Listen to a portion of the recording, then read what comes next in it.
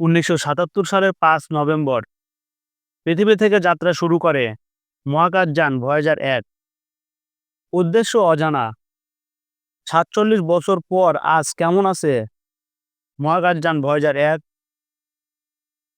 পৃথিবী থেকে 1500 কোটি মাইল দূরে থাকা নাসার মহাকাশযান ভয়েজার 1 গত 3 মাস ধরে কোনো তথ্য পাঠাচ্ছে না। কারিগরি ত্রুটির কারণে পৃথিবী থেকেও কোনোভাবেই মহাকাশযানটি নিয়ন্ত্রণ করা যাচ্ছে না। আর তাই পৃথিবী থেকে সবথেকে দূরে থাকা মহাকাশযানটির ভবিষ্যৎ নিয়ে বেশ চিন্তায় পড়েছেন যুক্তরাষ্ট্রের মহাকাশ গবেষণা সংস্থা নাসার বিজ্ঞানীরা। কারিগরি ত্রুটির সমাধানের কাজ চললেও মহাকাশযানটির সঙ্গে পুনরায় যোগাযোগ করা যাবে কিনা তা নিয়ে প্রশ্ন উঠেছে। জানা গেছে 2023 সালের 14 নভেম্বর থেকে ভয়েজার 1 কোনো তথ্য পাঠায়নি পৃথিবীতে। তবে এখনও পৃথিবী থেকে সংকেত গ্রহণ করার পাশাপাশি সৌরজগতের প্রান্ত সরিয়ে আন্তঃনাক্ষত্রিক স্থানের মধ্যে দিয়ে ক্রমান্বয়ে ছুটে চলছে মহাকাশযানটি।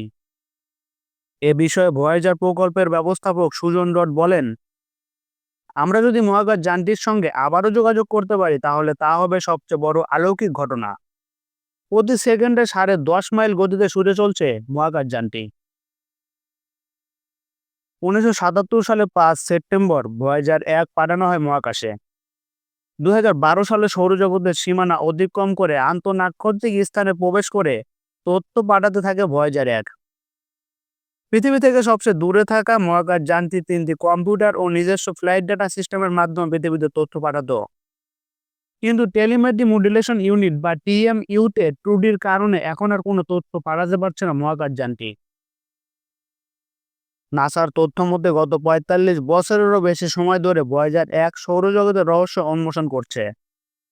এরই মধ্যে বৃহস্পতি গ্রহ ঘিরে পাতলা বলয় ও 2টি নতুন চাঁদ আবিষ্কার করেছে মহাকাশযানটি। শুধু তাই নয়, শনি গ্রহের নতুন 5টি চাঁদ ও জি রিং নামের একটি নতুন বলয়েরও সন্ধান দিয়েছিল এই মহাকাশযানটি। মহাকাশযানটি বর্তমানে আন্তঃনাক্ষত্রিক মহাকাশে হেলিওপোজের বাইরের অঞ্চলে অবস্থান করছে। বিভিন্ন যন্ত্র পুরনো হওয়ার পাশাপাশি পৃথিবী থেকে বেশি দূরত্বের কারণে মহাকাশযানটির কারিগরি ত্রুটি সমাধান করা যাচ্ছে না। কারণ পৃথিবী থেকে মহাকাশযানটিতে কোনো সংকেত পাঠানোর পর সেটি কাজ করছে কিনা তা জানতে প্রায় 45 ঘন্টা অপেক্ষা করতে হচ্ছে।